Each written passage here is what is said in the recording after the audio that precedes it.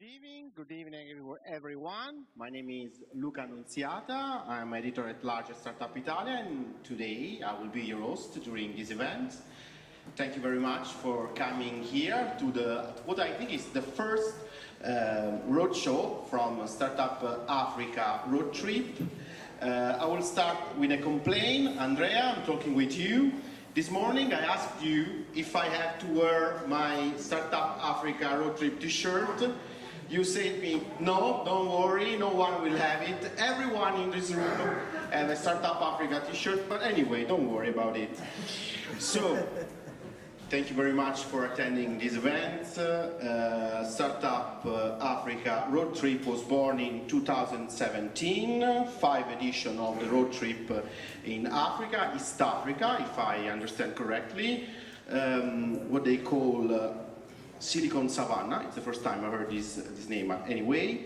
Thanks to all the partners that permitted this event. Just a couple of names. Thanks to the promoters, the Embassy of Italy in Uganda, Beentrepreneurs, of course, some of the main supporters, Primo Ventures, Dominion Hosting Holding, Enijaul, Innovazione per lo Sviluppo, Uber, Last Minute Foundation, and all the other technical and ecosystem. Thank you very much for the support. Today we will see 4 startups from the last road trip during 2021 and 2 other startups from the road trip of 2019. Unfortunately, as you know, in 2020 we have a pandemic, so they weren't able to come to Italy for their own roadshow. They are here today to present their startups to you. In 5th edition, more than 250 team was trained by more than 150 stakeholder, trainer, volunteers of Startup Africa Roadtrip. Today, if I understand correctly, more than 1,500 startups were in some way touched by this program, so it's quite an important number. A couple of numbers, very interesting, I read on the paper they gave me before these events. 71% of the African startups in this program are female founded. In Italy, it's just around 10%. It's quite an interesting number. And 1/3 of the total, 32%, is based on circular economy, agri-tech. These are, I think, quite an important subject for Africa, of course, but also for Europe and the rest of the world. Okay, that's enough for me because I'm not the star of the evening. So my first guest today here is Marco Noseda, Chief Impact and Strategy Officer of Cariplo Factory. Please come on stage. Thank you very much. We need a microphone. Pick one, the blue one. Thank you. Please. Oh, thank you. Just a couple of minutes just to introduce us where we are. Please. So, welcome to Cariplo Factory. It's a great opportunity for us to host your amazing event because after 2.5 years of COVID, it was okay, perfect. So for us, it's a pleasure to have you here. Just a few words about Cariplo Factory in order to understand who we are and what we do. I'm Marco Noseda. I'm Chief Strategy and Impact Officer of Cariplo Factory. Cariplo Factory is a spin-off of Fondazione Cariplo, one of the most the greatest grant-making foundation in Italy. We are completely backed by Fondazione. We are a benefit company, and our primary goal is to support the growth in terms of social and economic impact, leveraging the talent and the innovation. We are an open innovation catalyst, and we support the entire value chain of innovation ecosystem through a very specific operational model that can support the growth, the consolidation and the scale up of the startup. So, for us now it's a pleasure to hosting your startup event, because our model is to collaborate with the entire, as I said before, value chain of innovation ecosystem. We had developed more than 40 open innovation projects with the main business company as well as social enterprise in the field of innovation. So we developed program in the field of education, acceleration program, and open innovation activities. So again, thanks to be here, enjoy your events, and go ahead with your pitch. Thank you. So the next guest is Paolo Bovio, co-founder Startup Africa Roadtrip and board of director of Beentrepreneurs. Please take a mic before coming on stage. I will give you also the clicker. It's quite important. Remember, just go down. And the stage is yours. Enjoy. Thank you. Hi everybody. Welcome again. Good evening. Thanks for being here with us. And thanks, of course, to our partners who made everything possible. If I take a look at this room today, I have a question. What do we have in common? I mean, there are a lot of people here, different ages, different jobs, different paths of life, and even different continents we come from. But if I ask myself, what do we have in common? I think we have something in common. I think we have three things in common, in particular. I think that if we are here, we are motivated by a deep belief that innovation can change the world, can make an impact, can make a difference. We are here because we share a curiosity, the curiosity of the discovery of new innovation ecosystem. And I think that we all share the belief that discovering new ecosystem generates great value, but this value is only real when it is shared, when we create networks to share it. So in this hour and a half, we are gonna retrace a journey that started back in 2017 and led us to discover a new face of the African continent, which we are lucky enough to have with us here today. But what does it mean to be curious? To be curious means to look where others don't dare to look, to connect the dots, to see what's common, what's not, to notice what's different, what's starting to make a difference. And in this journey of ours in the African continent, we, at the very beginning, saw something new. If we take a look at the African continent today, if we take a look at the data as of today, if we take a look at the outlook, we see something which is very, very interesting. For instance, if we just look at the population and the demographics, we see that in 2050, and it's less than 10 years now, 1 out of 4 human beings will be an African, first of all. Today, the African population, the 70% of African population is under the age of 30, with a median age of 90 years. What does it mean?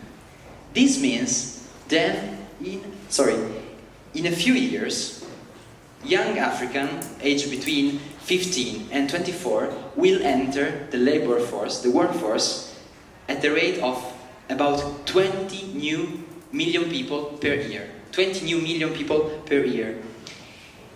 Data show us that 80% of them see entrepreneurship as a good career opportunity, so we register a higher propensity to start a business at a younger age than in developed countries.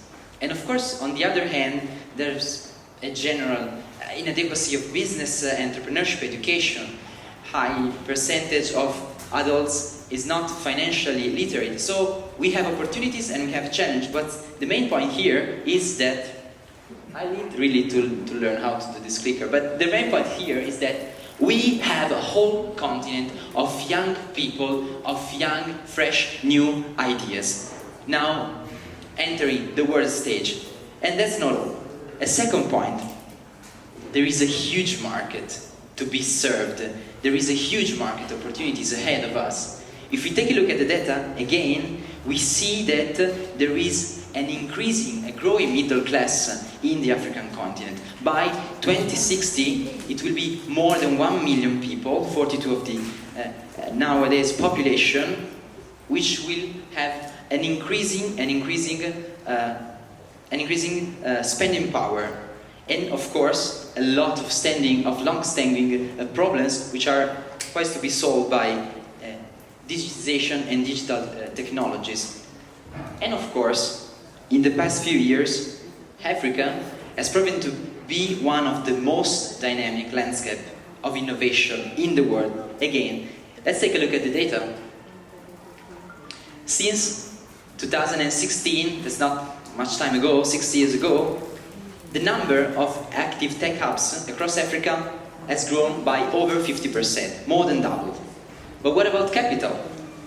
In 2021, African tech startups raised 5.2 billion, and the number of deals almost doubled, increasing by 92% year on year. These data make Africa, the African tech scene, the African VC, the world's fastest growing ecosystem. So let us put together all these three elements. You have a young continent with young ideas. You have long-standing problems which can be turned into market opportunities. And you have a vibrant, dynamic tech ecosystem.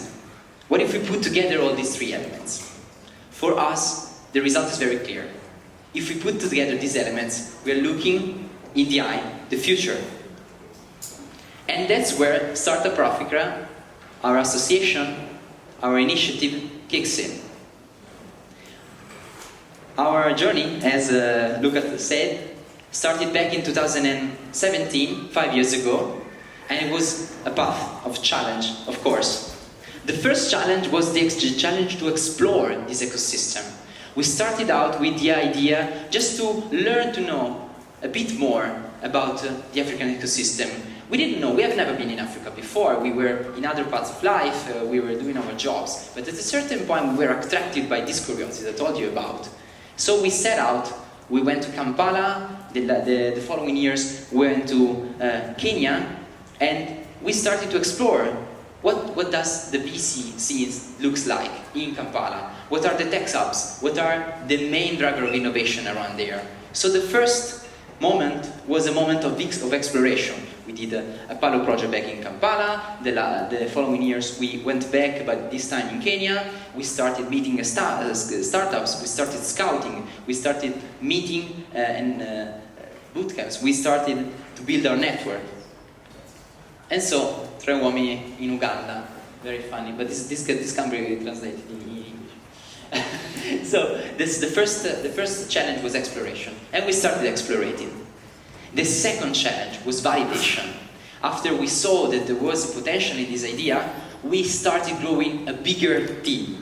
So our first 3 founders came back to Italy and started growing a bigger team. We went from 9 to 18 volunteers. We planned a new initiative and we wanted to validate our model.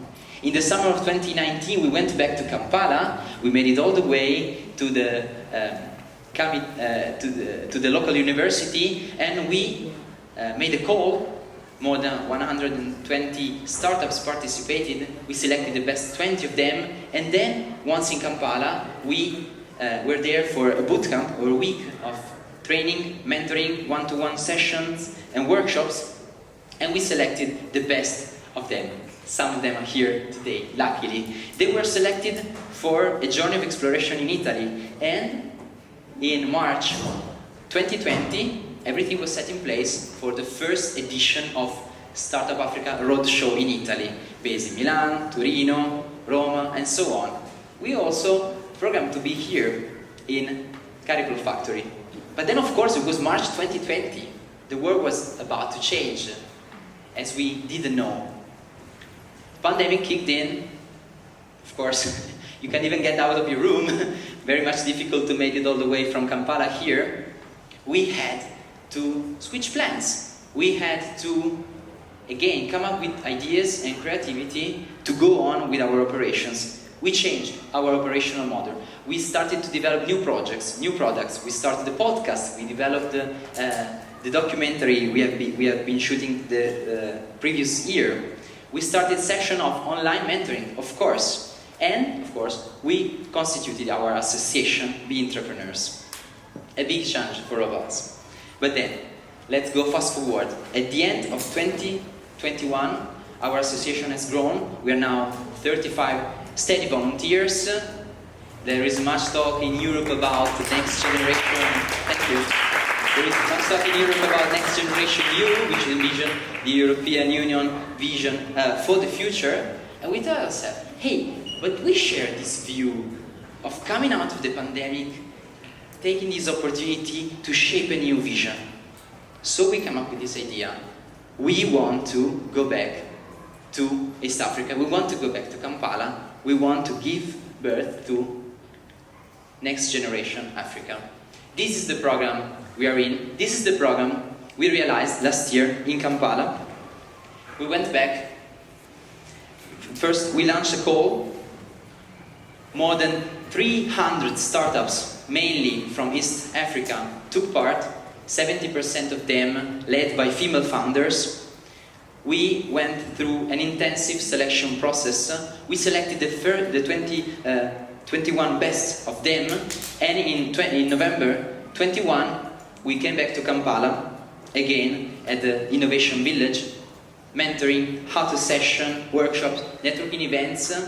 We really tried to accompany these startups to improve their investment readiness, all with the strong support of the Italian Embassy in the Republic of Uganda, and many partners, many of them are here today. And a final competition in which we selected the 4 best East African startups of 2021. And they're here today with us. Thank you.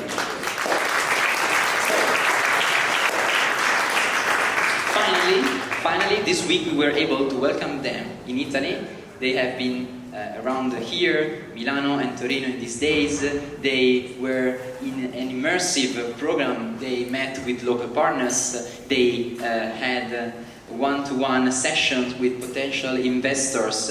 They built network. They explore our ecosystem. And this way we were able to realize what we dreamt of since the very beginning. So the idea of connecting the dots, connecting ecosystem, building bridges with innovation. So here you can see some numbers. At a certain point of the presentation you will have some numbers here. Our numbers, the numbers of our impact through these 5 years. But I want to go on faster. What have we learned? What are the lessons we gathered in these 5 years of our journey? First of all, in this journey we learned a lot. An incredible way of learning from each other. Yes, because in the end of the day, in this kind of initiative, you give in a lot. You put in a lot of effort, but what you get back, it's really much more than what you give up. And then, of course, creativity and technology put together can solve local challenges, can make a difference, can generate an impact for local communities and for our communities as well.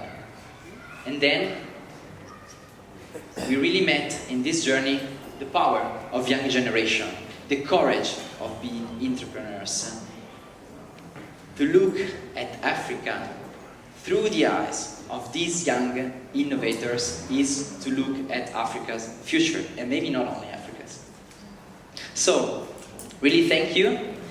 5 years after starting out from our journey, 5 years later, we discovered that we are all part, in the end of the day, of one big family, the Startup Africa family, that we are all together in this journey, the Startup Africa journey, which now we are also part of. So, welcome to Startup Africa journey, and thank you.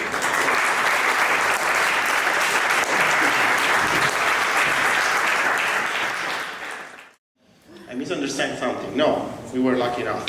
I'm curious, Andrea, are you fit for the stage or we were shy? We were shy. Okay. Yeah. So yes, next, Andrea with me on stage because he's going to interview Patricia Mugula Nakibunga. I apologize if I mispronounced it. Please come on stage.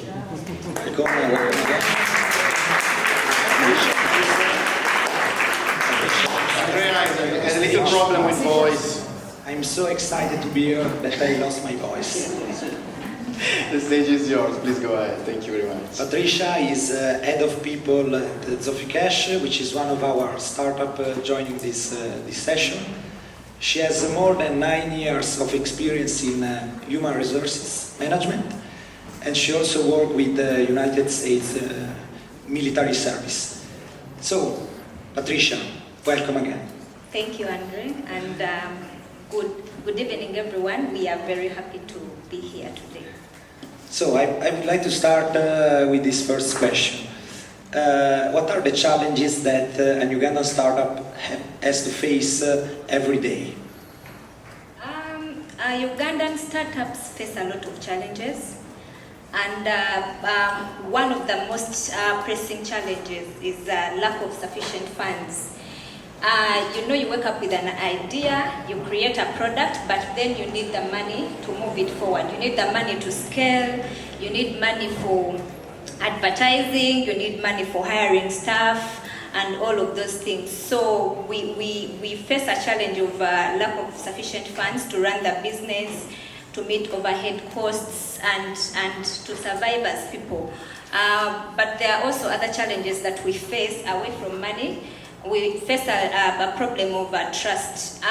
So for a startup like Zofi Cash, a fintech company, for you to be able to penetrate the market, you're going to need a lot of people's trust, because Zofi Cash involves working with people's money. So you're going to need a lot of building trust, which does not come easy. And then the other thing is for the Ugandan community, they take long to trust Ugandan products. So you need a lot of work to build trust, to create networks that are going to emphasize or encourage credibility, create partnerships, and all those things. Then we also face a challenge of greedy investors. I am sorry. So, we go knocking on people's companies or doors, looking for funds and all those things. We will knock at banks, of course, and some of the banks, I'm saying this in experience with Zofi Cash. So banks see us as a competition, so they will not give us the money. And then if you find someone who is willing to give you the money, an investor, they will want you to give them more than what you're going to get out of the company. So it makes things really, really difficult. Then there's also lack of planning. As startups, there is a need to do a lot of planning, from what kind of staff are you going to hire, what kind of office do you need, do you still need an office, or you need just a table, so that you're able to, break even and see your product or company up and running. So if there's not a lot of planning done, then a product or company will come crumbling down. Thank you, Patricia. You're welcome. And you are working in one very promising fintech startup of your country. What does it mean for you to be part of a team who is trying to reshape the fintech sector of your country? to be honest, working with a startup is draining. It's a long walk in the garden. It doesn't come easy, it is exhausting, but at the end of it all, it is worth it and fulfilling. For example, in the case of Zofi Cash, it is fulfilling for me to work with a team of people that that are trying to solve problems while making a profit.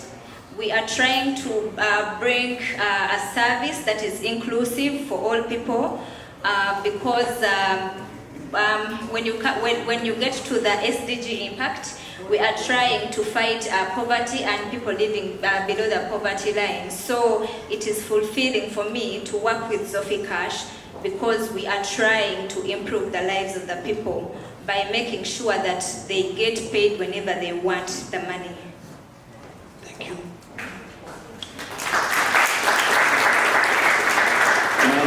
My last question for you, Patricia, is as we have seen in the interview, in the speech of Paolo, we met a lot of female entrepreneurs, in particular in Uganda. So my question for you is, what's special in Ugandan women and girls? I wouldn't say there's anything special, but I'll give you a little bit of the background, Ugandan history. A while ago, those years, so many years ago, women or girls were considered to be in the kitchen. So what families would do, they would, prepare the girls for marriage. You're not going to school, we are only preparing you for marriage, and then they send the boys to school. But that has changed with women emancipation and programs that are geared or aimed towards empowering the girl child. I'll give an example. In Makerere University, when you go there, after sitting your senior 6 and the results are out, there's a 1.5 point that they give to the girls. So, and all those other organizations that are empowering the girl child, so they've helped us, stand out. We now go to school, we can think alike. Unlike before, where even when you had an idea, you were only prepared for marriage and nothing else. So the other thing I would think of that makes women or Ugandan girls special is we of course take risks, just like any other person, because risk taking is one of those qualities an entrepreneur should have. But we do not take the unnecessary ones. So we are going to think through maybe something, and then we only take the unnecessary risks, unlike the men in Uganda. And maybe as women, we are not afraid to ask for assistance when we need it. So a man will be scared because of their ego to ask for assistance. Yes, they'll fear to ask for assistance, and which is not a good thing. So if you do not know anything, don't fear to ask or seek for assistance. So I think that is what makes us special. We do not fear to ask for assistance. We are multitaskers. We are known for being hardworking, committed, and reliable. So I think that's what makes us.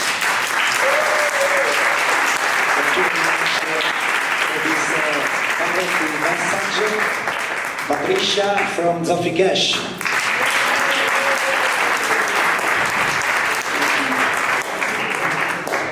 Okay, it's the same here for men. Don't worry, it's the same problem. We don't ask any indication for streets. No, don't worry, it's the same. Exactly the same. So, our next guest will be Christina Toscano, Program Leader Innovazione per lo Sviluppo. She's here.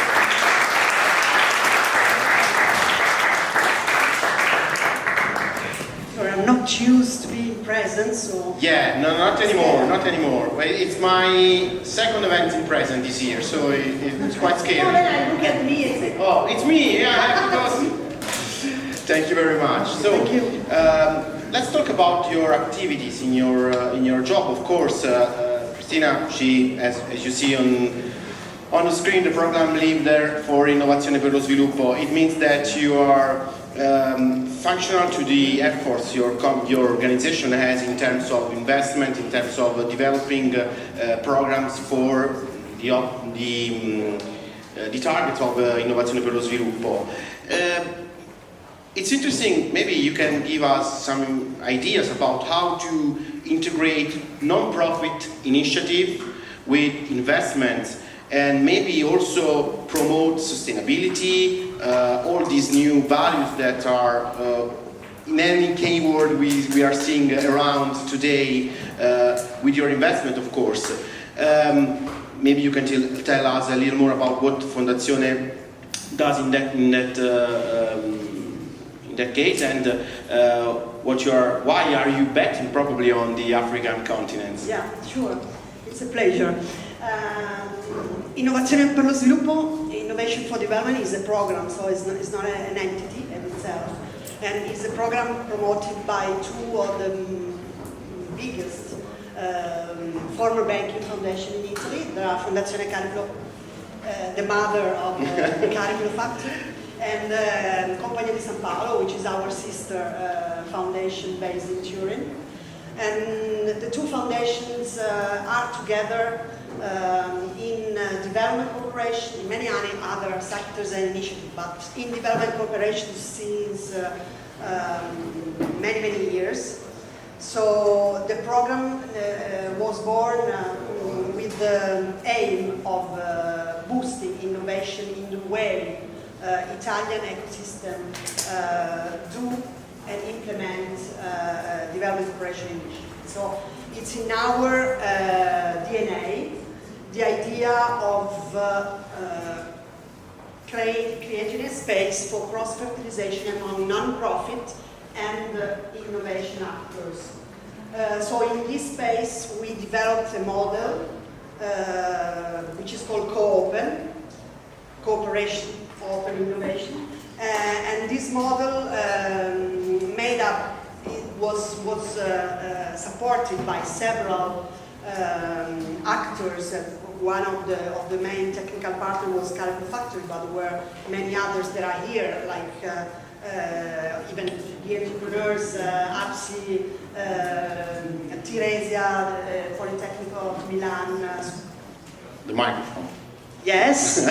So anyone can hear you, not just okay, me on the no, stage. but because I'm used to doing that. Yes, I do. And so many actors developed this kind of model, and the model, let's say, trying to apply it, what is a model of open innovation into development cooperation. So we developed it into four main phases.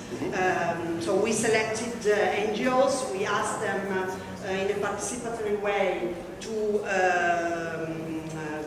find out what were the main problems in African countries, in Eastern and Western African countries. They selected challenges. Then we opened calls to find Italian or African startups that could have an answer to these calls. And then we joined a third phase, which was the test. So we developed NGOs and startups. We developed pilot projects that were implemented into the ground, and they executed also a proof of concept. In the meantime, there have been the possibility of developing a network of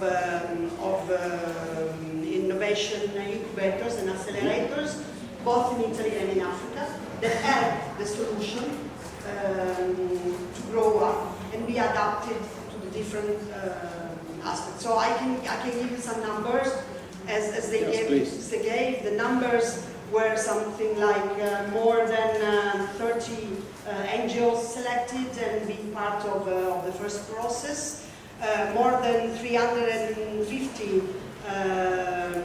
applicants, startups or innovators for the challenge phase, more than let's say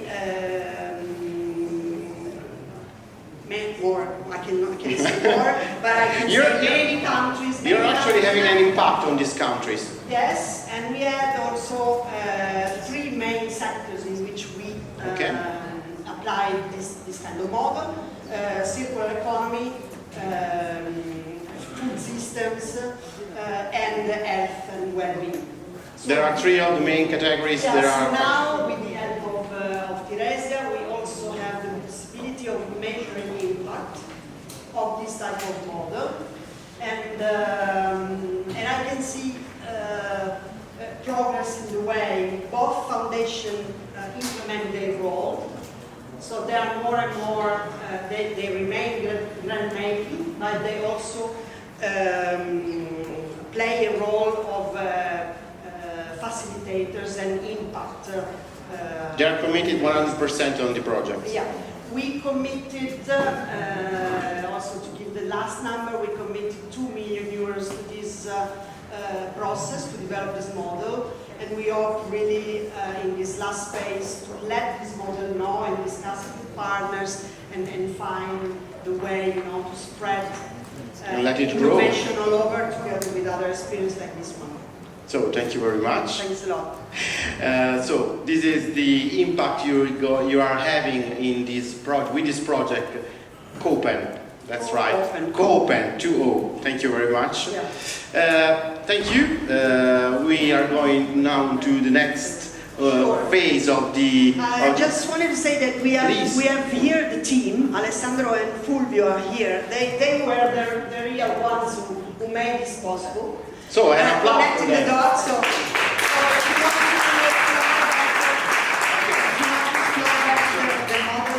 Raise your hand so they can see you. Okay.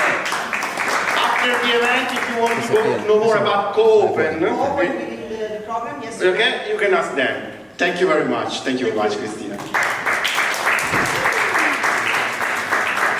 Can I ask you? Thank you. Thank you very much. It's a problem because you won't ask me to microphone at the end, so I have to pay for that. It's very problem. So let's move to the pitch. So I talked about the 4 startups coming from the last road trip and the 2 other ones from the 2019. It's time to know them, to start to hear about their business model, what they need to improve their project, what is the status of their own development. First on stage, please join me, Joseph Luzwabi, project manager and officer of Marula Protini.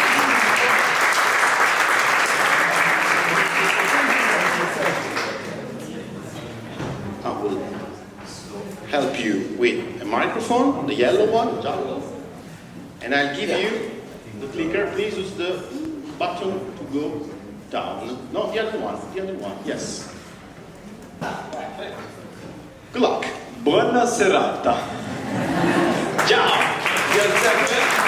My name is Joseph Luzwabi, and I'm the program. I'm the project manager at Marula Protein. So we are protein and we are cleaning Uganda's cities, feeding millions and employing the future.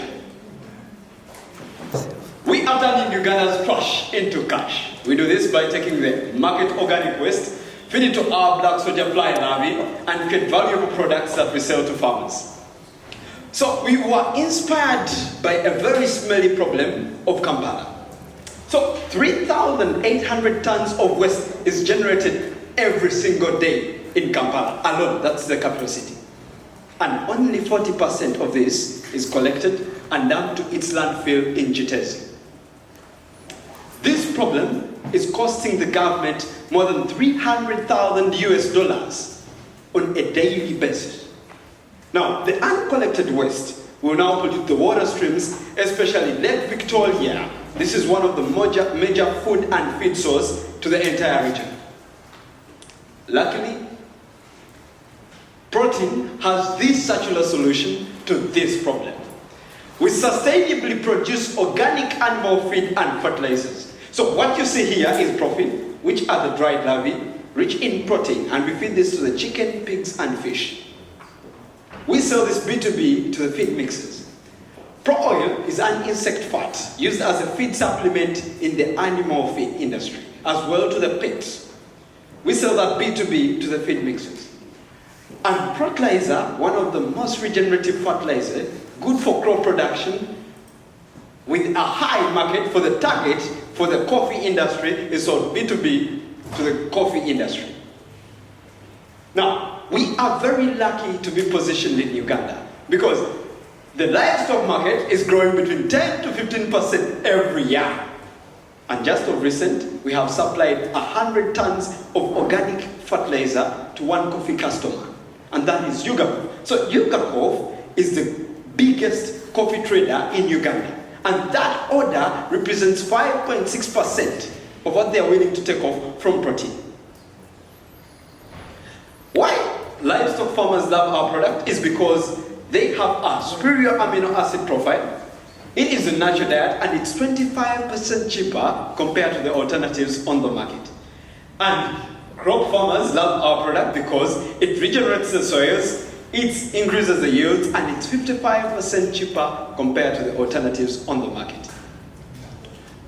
Since the accelerator started with 2022, we have realized an increase in our feed production by 300%, generating 6,000 euros.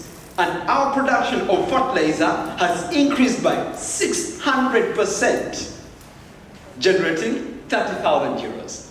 Now, what does it take for protein to remain at the top of this industry? There are two things that are necessary. One, a lot of organic waste, and two, a lot of baby larvae. With this entire crowd today, we are proud to share with you that we own both these supply chains. Our own waste truck for a lot of organic waste and a high climate controlled breeding center for a lot of baby larvae.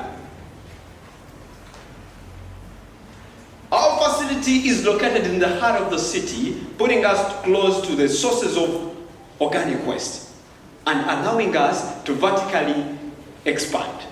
We have a good and proper partnership with the local municipality or the government.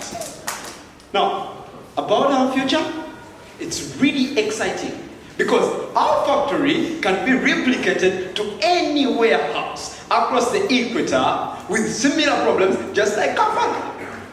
Already in the region, we are in talks with Jinja, Machinde, and Kigali in Rwanda for expansion. Not leaving Brazil alone, we are coming. Now, this is the most important slide of my presentation because for the above future to be attained, we are seeking a 1.4 million euro co-investment on top of the already secured 1.1 million euros to make a gross of 2.5 million euros. What are we going to do with this money? We are looking at establishing a 2,500 meter square factory house, which will give us a revenue of 245,000 euros as revenue every month. And how many tons of waste being diverted every day or every month? It's 2,851 tons of organic waste. What does it mean? 95 tons of waste are going to be diverted every single day. And what will that be? So, whenever you support protein to divert this waste, we are creating cleaner and healthier communities. You are empowering farmers to feed more birds while fertilize thousands of acres.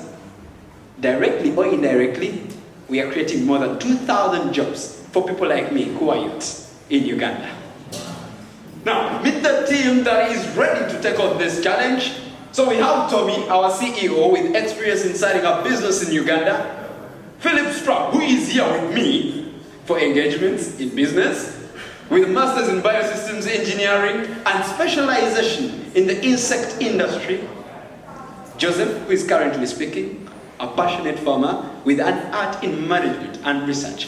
And not forgetting that our team has more than 41 youths employed already on the ground. So, if you are willing to move this journey with protein, join us to clean the cities, feed the millions, and employ the future. We are open for deals. Thank you very much.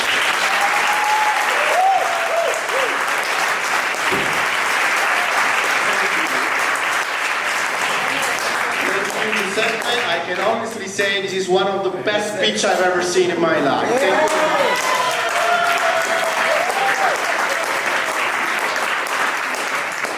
So let's move to the second pitch, I know it will be tough for him, but anyway, next is John Glory, Product Developer in South Africa. Please, come on stage.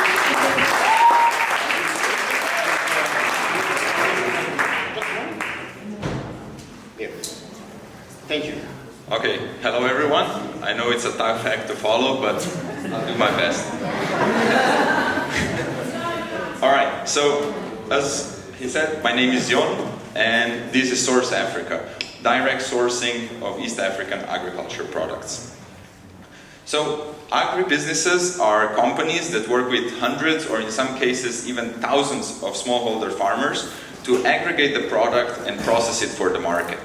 But these agribusinesses, in most cases, struggle to retain the value that they deserve for the product. This is because they lack market visibility and as well a trustworthy image in the market, so that buyers would be willing to buy directly from them and not the middlemen that take the value away. So our solution, Source Africa, facilitates the development of this direct trade by market matching agribusinesses on the regional and global levels by providing this market visibility and the trustworthiness that is needed in order to make this happen. So how does it work? First, we provide our proprietary transparency and traceability system so that these companies can better communicate the origins of their products, their production practices, their impacts, as well as the certifications. Then we provide the market visibility through our platform, Source Africa, as well as virtual networking events that we organize to bring buyers on the regional or global level together with them. Once we collect the buyer's interest, we match it, targeted matching, to produce the meetings that enable the first transactions to go on. So, in terms of impacts, buyers are able to get more sustainable and better traceable products directly from the source, which is also in line with the supply chain regulations that are developing in Europe. Agribusinesses, on the other hand, are able to retain more value that they can invest into the growth and development of their businesses, as well as to pay the farmers higher prices for the products they collect from them, which results in better livelihoods and higher income for these families of the farmers. So our business model is very straightforward. We take a 5% commission on the transactions that are generated for the agribusinesses with the Source Africa buyers. And in the future, we also want to capitalize on bridging the payment trust gap that currently exists between the two parties, which will enable us to collect an additional 2% fee from the buyer side. So the market is already very big. There are over 84,000 agribusinesses in Sub-Saharan Africa and over 40,000 in Sub-Saharan Africa. However, the market is also growing. The companies are getting a lot of support from the governments who are seeing agribusiness as a real opportunity for industrial development. Our sum is about 3,000 agribusinesses. So, in terms of competition, there are multiple solutions that are providing market access to these companies. First one being the traders, who are, in real case, part of the problem. Then you have the marketplaces that in most cases fail to provide the necessary information that the buyers would need in order to say, okay, this is a good business that I would like to work with. They are not providing the transparency about their production practices, nor the traceability about where the product is coming from. On the other hand, then you have the sales agents who are working mostly with smaller networks of buyers, and they do not provide the financing solution that is needed to bridge the payment trust gap. In terms of achievements, we launched our traceability and transparency solution in 2020. Since then, we engaged over 150 agribusinesses in Kenya, Uganda, Rwanda, and Nigeria. And in January this year, we also developed Source Africa to promote the market linkages and to help companies access the markets. In April this year, we also managed to receive the Oracle Change Agent Sustainability Award on the global level. We also quoted about 500,000 in deals so far. So in terms of projections, by 2025, we aim to engage over 500 export-ready agribusinesses in East Africa, which will allow us to generate about 60 million in trade volume and about 4 million in revenues. So, Source Africa was initiated by Antea, a company with over 15 years of experience in East African agribusiness value chains and innovation. Myself, I'm working on the product development. David, who is here with me today, is taking care of the operations and customer success. And Susan, who is a business developer with more than 15 years of experience in the field and a large network across East Africa. We also partner with organizations such as Profound, a Dutch company with an extensive network of buyers in Europe. So, if you're looking to source great products from amazing agribusinesses, or if you're looking for investment opportunities in the space, join Source Africa today and get in on the action.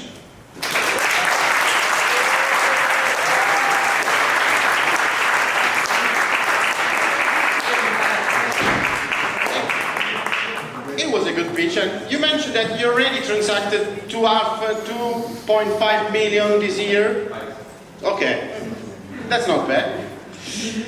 Thank you. So, okay, this was the second pitch. Now, let's move to the next one if I can use. Okay. Our next guest will be Francesco Oliva, focal person for Energy and Social Entrepreneurship Initiative at the APSI Foundation. Please.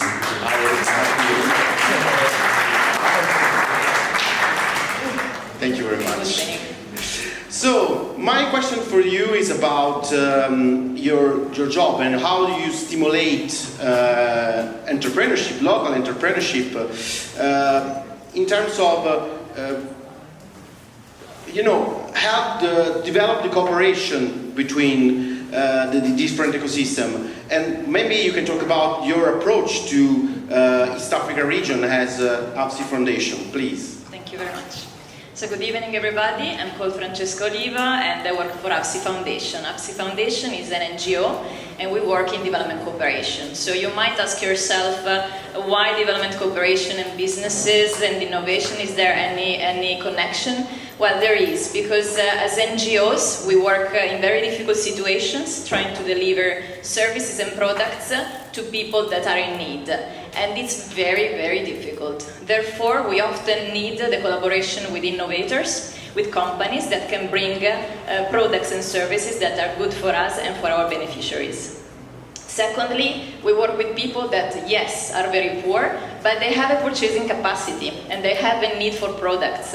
And therefore, they need products that are fit to their pockets and they can acquire. And then, thirdly, it's important for us to work with enterprises, because enterprises create jobs, create self-employment and create development. So I just want to give an example of how we work with the private sector, and the example is actually Marula Protein, so it is here. Through the COPEN project we were able to collaborate with them, and thanks to the collaboration we were able to support our beneficiaries to access cheap fertilizer products. So dozens of our beneficiaries could benefit from the products of Marula Protein. And Marula Protein, thanks to this relationship with us, they fine-tuned their product to the pockets of our beneficiaries. So therefore, both have actually benefited from this collaboration. And we encourage more and more this type of collaboration with companies. So please come to us and work with our beneficiaries, because together we think we can really create a sustainable development. Thank you very much. At the end of this evening, Giuseppe will be the star of the show. So, thank you very much.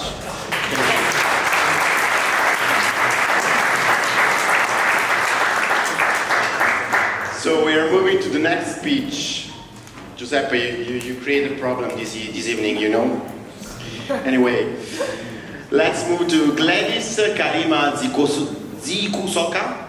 I'm sorry, I'm very bad at pronunciation. Founder and CEO of Gorilla Conservation Coffee.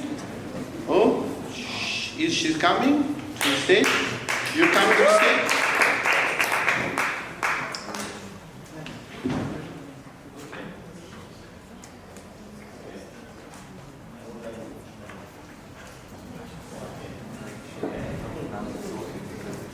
Okay, a little change in our schedule, don't worry about that.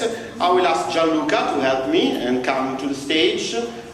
because he will be our next guest. We will go back to the presentation in a moment. Don't worry, I'm spoiling all the presentation. Don't worry about that. Okay, Gianluca, please. Thank you very much. Grazie. He's the founder and president of Primo Venture SGR.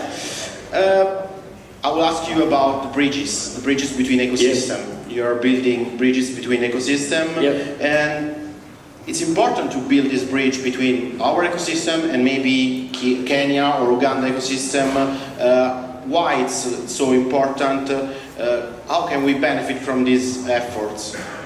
All right, well, hello everybody. I'm very happy to see you guys coming finally to Italy. So I'm super happy that we were able to bring you over. It's been a struggle. Also the COVID didn't help. So why is it important? Because when we started to support the project of Andrea, which was working for us at the time in our firm, and the first summer and the second and the third and even more and more, we saw that building up.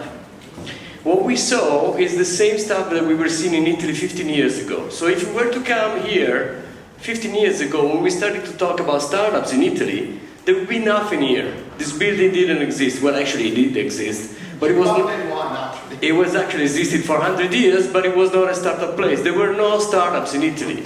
There was nothing. There were no investors. There was lack of capital. It was really difficult to do a startup 15 years ago. And you know, Milano is a big city, so you can imagine, let's say you go to Calabria in the south. You haven't been there, but you know, it's even tougher. But we started to see people like you, young people coming up with ideas, so we started to mentor, and we saw a whole ecosystem of startups building up in Italy. And last year, 1.4 billion euros, you know, about almost $2 billion were invested in Italian startups. So this is where you guys, we want to help you go there, because we do it. When we saw these pitches, it's actually better than the pitches we used to see 10 years ago in Italy. So I think also you can benefit from the fact there are mentors that can support you. There is a whole network of people interested. So why is it important to build this bridge? Because I think that us in Italy, we need you guys. We need to work with you guys. We're an old country. We're old people. We are very few, but we have a lot of ideas, products, ingenuity, and startups. So the bridge for us means we would like to open up the African startup market to Italian startups, encouraging them and helping them in going into Africa and working with you guys. And we would like to help startups from Africa in entering the European market and selling new products also here. And maybe expanding and becoming global. Why staying in Africa only, right? If you have a good product. And what more routine. You know, guys, I've been mentoring very little, and I'm really sorry. I feel so bad about it. But actually, now the round is also too big for me, I have to say. Shit, I should have had the money times ago. But anyway, congratulations. That's a huge job that you've done. Since I saw your first pitch. So it's important because we need each other, and we need to build this. I was asking how they can improve to attract more capital. It's the same problem we have here in Italy. The problem is the chicken and egg problem, right? We had the same problem in Italy. There was no chicken, there was no egg. So where do we start from? From the egg, all right? So the chickens come later. So once we have all these beautiful eggs, becoming chickens, then you have the investors coming in. So we have to build the targets of investments, and we've seen already, and these are just 3. I have to say, I was shocked. Last year when we did the scouting, there was a huge amount of very, very interesting startups. So we said, okay, this is a big opportunity. We can bring the know-how that we've developed here in Italy in mentoring, accelerating, doing this kind of, programs, and bring it to Italy and support this market, which is huge. And so I think that's why it's important. It's very simple. Thank you very much. Thank you. Have a nice evening, guys.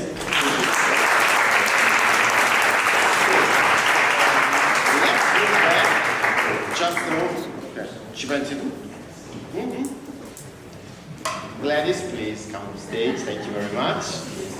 If you can pick a microphone, I will give you the stage in a moment when they're ready. Okay, this is the clicker. Please push the down button to go forward. I don't know why. Please. Good evening, everyone. I'm very excited to be here in Italy. and I'm looking forward to telling you how we are building a global coffee brand to save gorillas one sip at a time. Oh, yeah, the down button, please. Down button. It's the other way around. Gorilla Conservation Coffee is a global brand that we really felt we needed to develop based on experiences I've had. I've worked for over 25 years with gorillas, starting off as a student and later as the first vet for the Uganda Wildlife Authority. And later then we set up an NGO to improve the health of the people and the gorillas together, because the people were making the gorillas sick. But whenever I would be going to check on the gorillas, I always used to come across farmers like these who later, when I realized, were not getting a steady market or a fair price. And this made me realize that we needed to start helping them. In Bwindi, Peritobo National Park, it's home to about 50% of the world's endangered mountain gorillas. And all around the 10 countries in Africa where gorillas are found, those kind of farmers exist. They're not part of the tourism industry, and they still enter the forest to poach and collect firewood. We currently have just over 1,000 mountain gorillas. The numbers are growing, but there's still just 1,000 individuals left in the world, and we need to help them. And you find that thousands and thousands of smallholder coffee farmers are always going into the forest to poach, to look for meat, and collect firewood because they're not getting a good enough price from coffee. We also realize that there isn't enough high-quality coffee, premium or specialty coffee in the world, which is traceable. You see the coffee over here in Italy that you're drinking. I'm wondering how many of you know where it's come from? You know, how many of you ask that question? But more and more people are asking that question. They want to know, where is this product coming from? Was the person paid fairly? Is the environment being conserved? And this demand is growing in US and European Union. So we improve the livelihoods of communities around the park, their health, the health of the gorillas, and the fantastic thing is our coffee is amazing. We were so excited in 2018 when it was in the top 30 coffees reviewed by Coffee Review in California, USA, and got 92 points. And this is because Bwindi is at a high altitude of between 1,100 and 2,600 meters, and we produce very good Arabica coffee and Robusta as well. And the brilliant thing is, if you want to know who produced the coffee you're drinking, Gorilla Conservation Coffee provides that, because we provide traceability. We are selling the coffee in Uganda. We started a Gorilla Conservation Cafe to build a brand community to save gorillas one sip at a time. More and more Ugandans are drinking coffee, but majority of customers are tourists and people coming in and out of Uganda. But we've also gone to other places. We're selling in Kenya, we're selling in UK, America, and New Zealand, which is fantastic. And during COVID, that's where our market started going to, because tourists weren't coming anymore to buy the coffee. Our team consists of me, with Gorilla expertise. One of our founders is here, Lawrence Ziksoka, in the audience. And we're working with, happens to be my husband as well. And we're working with a barista, Barbara. She's trains baristas as well. We're engaging youth. And we supported the development of the Bwindi Coffees Growers Cooperative that provides coffee to us. We are part of the Conservation International Sustainable Coffee Challenge, and we're excited to win an award from the Switch Africa Green Seed Program. We also work closely with the governments, the Wildlife Authority, and the Uganda Coffee Development Authority. Now, our market opportunity is huge. It's really huge. And the lifestyle of health and sustainability consumers is growing every single day. And the pandemic made it grow even more. And we're mainly focusing on environmentalists. This lady called Vicky is one of such people who buys our coffee in US and is really, really helping to save gorillas one sip at a time. The main competition we have is people who brand their coffee with gorillas, but they're not actually working with farmers where gorillas are found. They are Italian fair trade coffee blends, but they are not supporting gorillas. And this is where we come in. If you really want to support gorilla conservation, buy Gorilla Conservation Coffee. We basically buy coffee from the farmers at above the market price, 50 cents per kilo, and we sell it at a higher price as green coffee to roasters and as roasted branded coffee to the final consumer. And a donation from every bag sold goes to support the work of conservation through public health.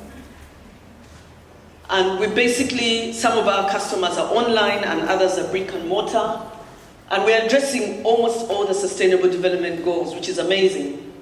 9 out of 17 of the sustainable development goals we're addressing through guerrilla conservation coffee.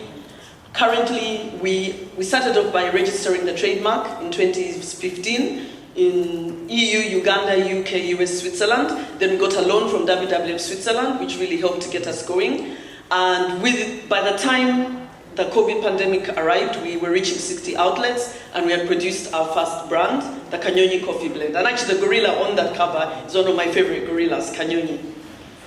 And now, going forward, we want to increase the outlets. We want to reach the Italian market. We want to produce another blend, which is partly Robusta, partly Arabica.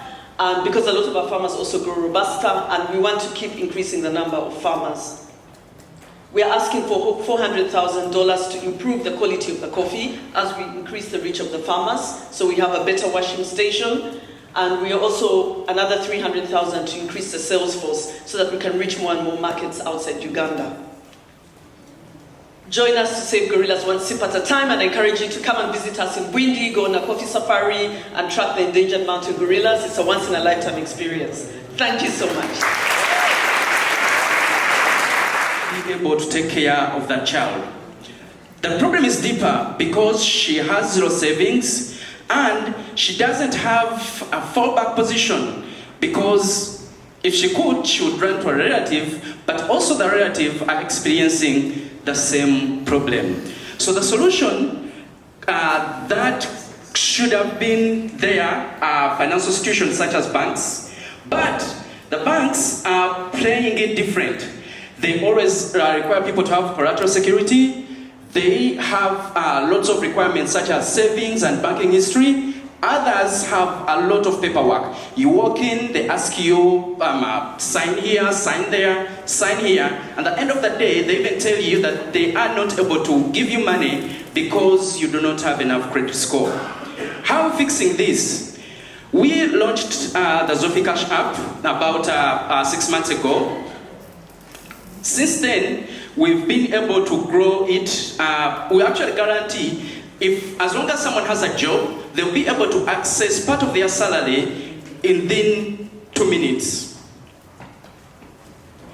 Since our launch, thankfully to the Beentrepreneurs and the Roadtrip Startup Africa, they found us when we literally had about 50 borrowers. That was 6 months ago, less than 5 employers. But today I'm happy to let you know that we've grown up to about 1,700 potential borrowers, and amongst those, 907 are actively borrowing. They are taking salary advances every day. And these are attached to about 24 employers, which are companies. Now these are our partners. We figured that there was a trust issue, so before we let someone access a salary advance, we partner with their employers, and at the end of the month, their employers deduct what we've given to them and then pays us back. We've done so much. We've already gotten a convertible note from Startup Wars guys. Most of you might be familiar with it. It is European-based. But also we have ongoing talks with Ingressive Capital. They are doing due diligence to see if they can come and fund us. You might be wondering how we make money. This is how we make money. We charge curated interest rate, which is a minimum of 3% and maximum of 12%. And I've had people say that, wow, that's a lot. But I'm going to tell you something. Our competition charges a minimum of 15 to 30% to people to access money. So we are relatively playing fair. Now the market that we are talking about today is worth about $479 million US. On assumption that we can capture 50% of this market. Now, how do we capture this market? We, being the first movers in this market, we have the potential to do this, of course, with support from potential investors here today. Now, we are not just in Uganda. Our technology is currently deployable in about 5 African countries. That's Kenya, Tanzania, Rwanda, and Uganda, where we are live. And it's worth about $3.3 billion US. Now, we do pride ourselves in uplifting people beyond the poverty line. It's SDG number 1, and how we do this is we help people access their money. It's money that they've worked for, it's money that they've earned, so little, they shouldn't be living below the poverty line. We are seeking about $500,000 US today as a seed round. Now, we want to commit about $250,000 as our working capital. That working capital would lead us to an MRR of about 20,000 every month, which means in about a year, we would have returned it back. But also, we want to commit 100,000 into the Zofi Cash experience. Now, the Zofi Cash experience that we envision is a fully fledged app app that our users can use to plan and manage their finances better. You know, one of the biggest problems as to why people are also not able to manage their finances is because they don't know.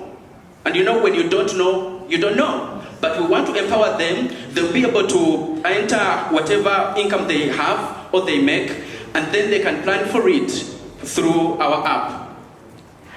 We also want to commit about 150,000 into growth. That will be, we will be committing some of that money in hiring more marketing and sales people. We'll also spend some into marketing. This is the team that has been working on this product, over 15 years of experience from tech, from banking, and legal. And we also have consultants that we can't even list here, so we are a team that is ready to take on Africa's 30 per day cycle. So if you are here and you are ready to walk this journey with us, we are happy to talk on how we can conquer Africa's 30 per day cycle. Thank you so much.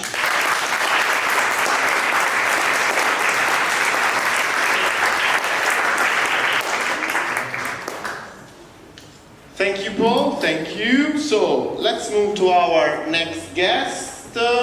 It will be Mattia Voltaggio, head of Joule Henning School for Entrepreneurship. I hate to say entrepreneurship. Maybe I can help you with microphone, please. Thank you. Good evening, welcome. Let's talk about what you do, what is your commitment as an Joule, as a school for entrepreneurship. How do you support entrepreneurship in terms of develop sustainability, inclusivity, so these new values that we are talking about every day, and also how do you help local communities to grow? What's your role in that kind of initiatives? Thank you. Hi to everyone. It's serendipity. Let me say just that it's serendipity that the written, the light written, it's serendipity because we didn't expect to find the written here. So thank you, Carry Pro Factory, have dedicated this reading. And let me say how proud we are in joining this network. It's very important. We launched the school Joule or Joule. For me, it's Joule. In my university was Joule, but I know. Absolutely. We struggle with this two double. We launched these initiatives 2 years ago with the aim to support sustainable and innovative startups. We didn't want to set up an corporate accelerator. We wanted to set up an equity-free based program because we basically needed to set up an ecosystem. to boost any commitment in transforming its business from the oil and gas traditional ones to new energy business. So we needed ideas, we needed to talk with young entrepreneurs and with disruptive technologies. So we launched these initiatives and we decided to expand this initiative from Italy to other countries. In particular, we wanted to grow in Africa because we have a traditional presence in Africa, of course. I think more than 60 years. It was the first business were, I think, is 1954, something like that. So, and why we decided Africa? Because basically we wanted to balance two main challenges: maximizing energy access and fighting climate change. It seems a paradox, but it's not, because we have a fast growth in terms of population, 1.9 billion of people estimated by 2050. So, and 60% of this increase will be in Africa. The second one is access to energy. That is very, very important. We estimate it has been estimated in 2020 750 million people without access to electricity, and this number will slightly decrease in the following years, but 10%, more than 600 million will not have access to electricity. It's a huge number. And the third element is clean cooking. It's a problem, and we know that 2.5 million people every year passed away because of biomasses and the wrong use of biomasses for domestic use. So we decided to start from this third issue, the biomasses opportunity. We saw very small challenges. But we saw that that is something that is it's a problem in Africa, but also an opportunity, because waste basically is a source of energy. You have to treat this source of energy, but you can use used cook oil or other biomasses, this is why E&I as a company decided to start a lot of agri-apps in a lot of countries, Angola, Congo, Kenya, Rwanda, and other countries, in order to create a supply chain in this energy business. It's very important because biomasses have needed basically the support of a startup ecosystem. Because as we saw before, so you can have everyone is talking about Giuseppe pitch, absolutely. Yeah, you have an industrial, absolutely, because of the performance. But you have you can have an industrial ecosystem, but you need constantly this rapid idea, digital solution coming from the startups. So this is very important, and this is why we will be at Amslet with Startup Africa Roadtrip in the next years, I hope, and also we will launch initiatives, I think in the next month in Angola, and probably next year in Congo as well, and Kenya and Rwanda.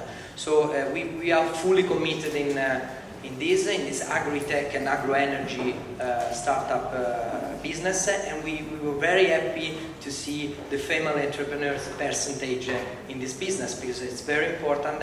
One of the reasons we said we launched Joule is to sustain also this gender diversity gap. So probably today we have learned something from Africa. Another thing, this important gap to fill is something that we can learn from Africa. This is the day we can learn something and we can apply to our European ecosystem. Thank you very much, Mattia.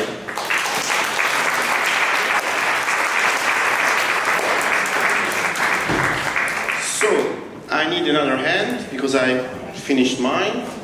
Let's try. Okay. We are moving to the fifth pitch, so welcoming Zahara Navidia, production designer at Full Fashionability. There is steps here. If you want, we have steps on the other side. That's okay? Thank you very much. You need Thank you so much. This one, the down button, please. Thank you. Good luck.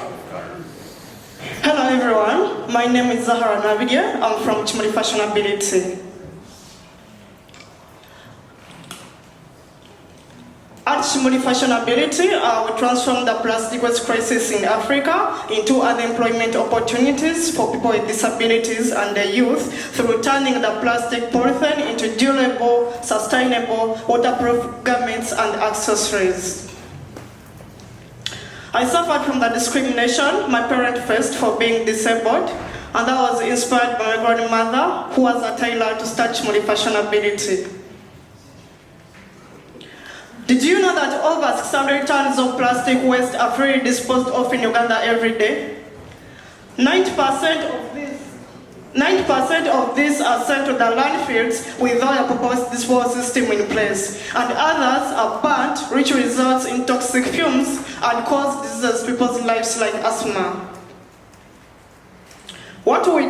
We collect the plastic waste from the different landfills where most of the waste is dumped, and after the collection, we bring to the production center where we set up the cleaning process and turn them into useful materials. We blend the plastic waste with the African fabric, cut it, sew it with the help of our disabled tailors to make this happen. In fact, we do train persons with disabilities, the free hands on skills of creative tailoring and on how to turn plastic waste into fashion so that they can become self-sustainable and independent.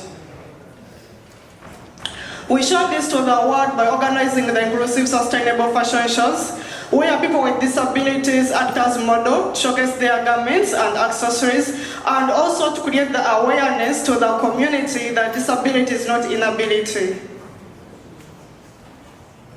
The output of our activities are different products, such as the raincoat jackets, the laptop bags, the makeup kits, and many more. We sell them at an affordable price at the average of $15, and we make a margin of 70% from the sales. Since we started from 2017, we have generated over 35,000 USDs as sales as profits, and we thank our partners from Europe, Africa, and USA. We got the international recognitions and we got the opportunity to display our raincoat jackets at the UN Global Goals Week in New York. Our work has been featured by different international medias like CNN, BBC, DW, and many more. Today we count on different revenue streams, but the major one is the selling of our upcycled garments and accessories. But we are also able to generate the revenue through carrying out the training programs in schools and children's camps and organizing the fashion shows. Regarding the product sale, we sell online through the e-commerce and social media platforms, and we are also able to sell via our sales partners, both national and international.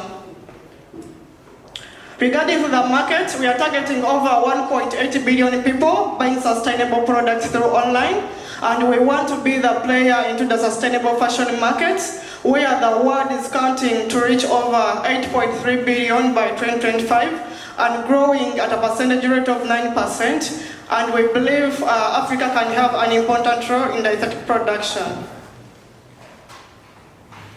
In national scenario, we have two major competitors, but what makes us different is that our tailors have skills in details in what others see as disability. We leverage it to our competitive advantage.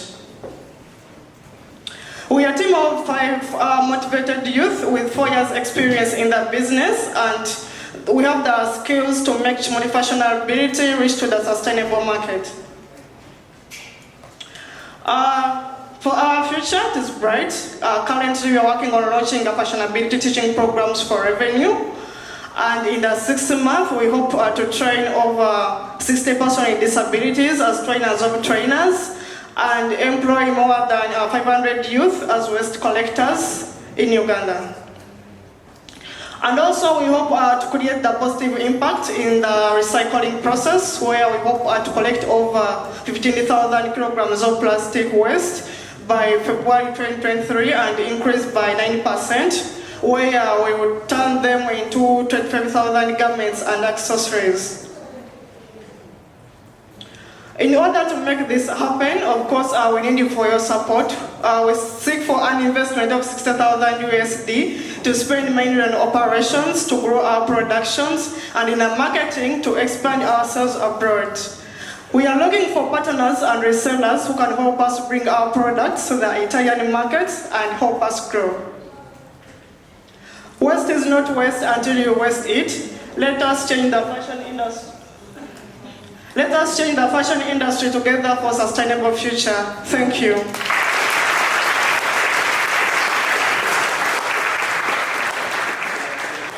Let's move to our next guest. I always need another hand. Laura Prinzi, CEO at Be Heroes and Managing Director of Last Minute Foundation. I have a microphone for you. Okay. Don't worry. Okay. Do whatever you want. You're welcome. Yeah, first of all, I want to thank you for having us as Last Minute and Be Heroes part of this project. We share the common feeling that we receive a lot and what we get back was amazing. I want to ask you something about female entrepreneurship. We just saw an example of that. It's something it's very important for us in Startup Italia as well. What can female entrepreneurship gives to the ecosystem? It's important to develop this kind of different leadership because you can take different values actually to the ecosystem, to the startups. Yeah, of course. Basically, is for what Patricia said. I cannot say any better.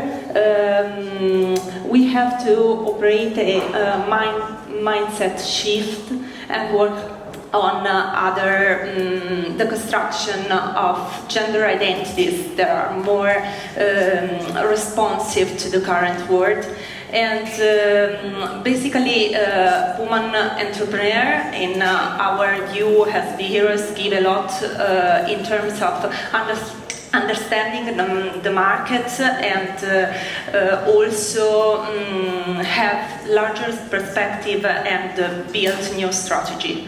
So I think it could be a resource. It could be a way to do more business to increase your and there is a lot of course, this kind of changes requires broader coalition. It's a matter of education, it's a matter of building new identity model. We have a lot of startups here in the female entrepreneurship that are in the fashion industry, wellness, healthcare, and we need also female companies in fintech, insurtech, and deep tech. Absolutely, I agree totally with you, and I think that inclusivity could be a resource for business, and diversity could be as well a resource for business. Yes. And thank you very much for your contribution today. Thank you for having me. Bye.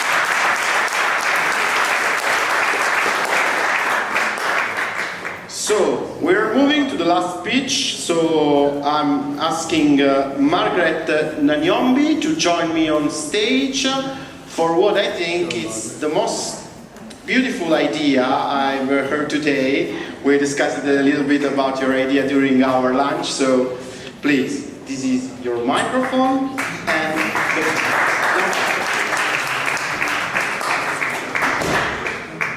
push down and we'll start. I hope so. Good evening, everyone. My name is Margaret and I'm founder and CEO at Health Uganda. We work with doctors to create healthcare access alternatives for women in different communities. So a while ago when we were doing research in Mukono district, we learned that 72% of the communities live within a 15-kilometer walking distance to their nearest health centers. And because of the cost and distance implication in accessing those health services, many prefer to wait until their infections worsen to actually seek medical services. So now the story of Safina, she's a 40-year-old mother of 4 stood out. In her case, a urine test is not even an option because it's equivalent to a week's worth of food for her family. So many women like her and others in the community wait until there's nothing to do. And then others actually prefer to boil herbs to sit in them to take away the pain, but they actually live with their infections. So one of the studies that was done again in another district showed that so many women who were tested, the 1,300, 51% didn't show signs and symptoms. And another study that was done by NCBI showed that there are at least 30 million infections that happen within sub-Saharan Africa annually, meaning at least 1 in 3 women will get an infection and not know about it. So learning these challenges, we thought, how can we support women to not suffer consequences like HIV, STDs, infertility, and worse still, neonatal and congenital infections in newly born babies? We prevent late detection of preventable infections through her health kit. It's a non-invasive screening tool for urine infections anywhere. You can test at home, in your office, and even in the health center. So what the woman does is collect a urine sample in a clean pickup, and with a dipstick placed in the urine sample, we ask them to input signs and symptoms, match the results of the parameters, and based on their results, we ask them to see a doctor or get a prescription remotely. So we are different from what is already on the market because we are available both online and offline, and we allow women to test to up to 9 parameters of the urine parameters. Sorry, we allow women to test to up to 9 parameters and only charge them $7 for the test that has been submitted for consultation, which is how we are different from the traditional urinalysis test kit that goes for up to $12 for testing and consultation. Yes, we impact our community by bridging the gap between sufferers and health service providers, and also empowering women through SDGs 5, 3, and 10 by empowering women to take their health into their own hands. So we plan to go to the market starting as a B2B, encouraging doctor-patient interactions and targeting those women starting in Bokodo district that have barely any access to health services. And yes, thanks to COVID, the M-Health market is estimated to grow to up to 177 billion US dollars, and we anticipate to reach up to a service addressable market of 900 billion within sub-Saharan Africa and Chile, where is one of the places where we have validated the kit. So when we launch, we plan to make this service available, software as a service, so women can test in their convenience, and also license it for the doctors for large health use. And yes, we plan to partner with also non-government organizations that focus on reproductive health to reach more women in communities that don't have access to quality healthcare services. And even in spaces like Italy, where women have full-time jobs, they can be able to test and screen and also schedule appointments with doctors remotely. Yes, so for women who we charge for only the test until they send it to their doctor, we only ask them for 5,000 per test, which is different because the doctors charge $12, and for the doctors who want to make this service available through doctor-patient interactions, the service is only available at $16. So we anticipate to reach 1,000 women per month, and with at least 10 doctors readily available, we hope to raise at least 100,000 K in the first month and up to 240,000 US dollars in our third year of launch. So our journey started out in 2016 with a needs assessment, working with different communities, and in 2019 we were able to come up with a minimum viable product. We actually have it if you'd like to see a demo. We are currently pursuing a patent with the World Intellectual Program, and then thereafter clinical pilot. Yes. So we are looking for both cash and support in kind So if you are out there and looking to support us validate this product in whatever ecosystem, we invite you to join our cause to empower women to take their health into their own hands. So this is the team that's actually going to make it happen. Myself with up to 5 years experience in human-centered design, 10 years experience combined in software and hardware engineering, and up to 15 years experience in our medical expertise. But because we believe in creating sustainable businesses, we work under the advisory of Ms. Juliet Muiruki. And yes, we invite you to join our cause to empower women and youth to take their health into their own hands. Thank you.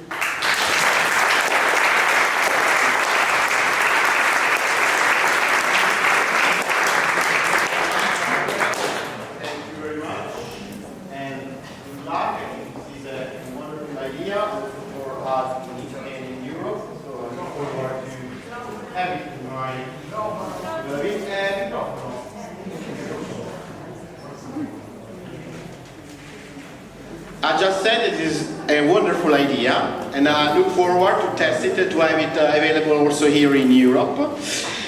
Thank you. So, we are moving to the end very fast actually, not very slow, not so slow. And I call here with me, I need another hand, Valerio Casale, which is a film director and co-founder of Bug Video.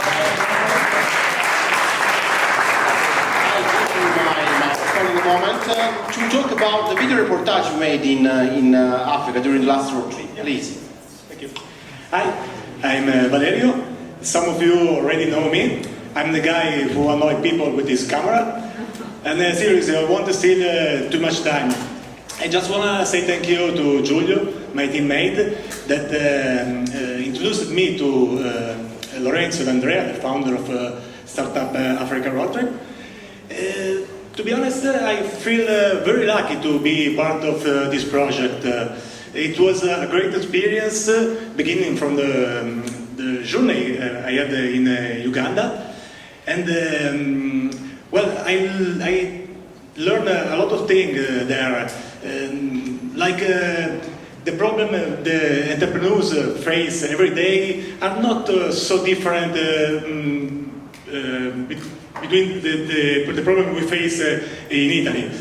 And well, another thank you, a special thank you go to Dario, Francesco, and both Francesco and all the volunteers that, well, they are working people.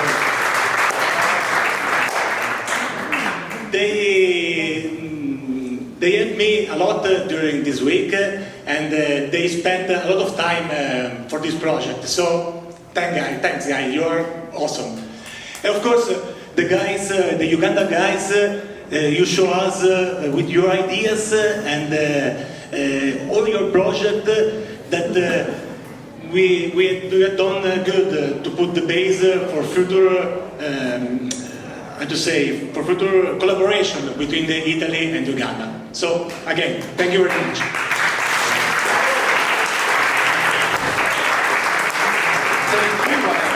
So, we are actually moving to the end of our events this evening. I will ask all the volunteers from Startup Africa Roadtrip to join me here on stage to show yourself to our audience and to also have our thanks. Don't be shy, please. Come on.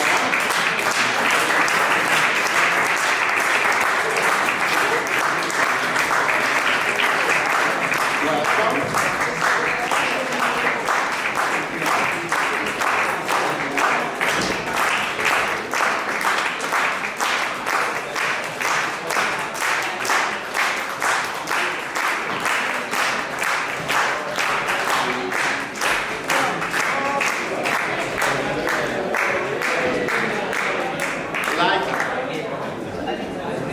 Please come on stage. Like Andrea, like anyone with a t-shirt. My wife is missing.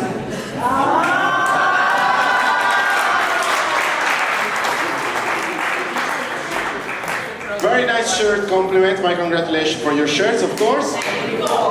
Rifo, it's another startup in Florence.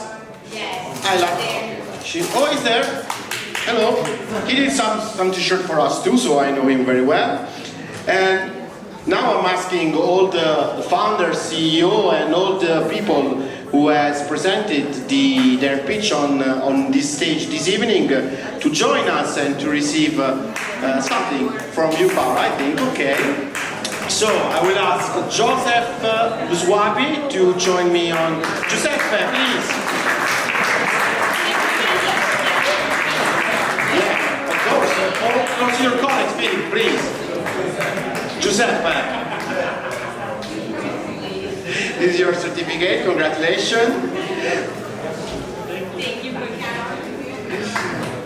The next one it will be Jon Gorup from South Africa, and then, of course, all our colleagues, please join us.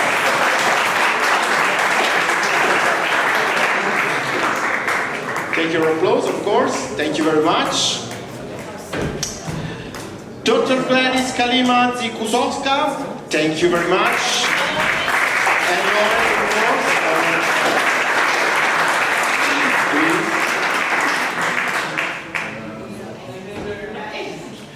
We need a bigger stage for the next edition, of course. Paul Kirungi, founder and CEO, and the team of Zofi Cash, of course, please. Thank you. Thank you very much. Zahara Nabirie, production CEO and co-founder of Kimuri Fashionability, please.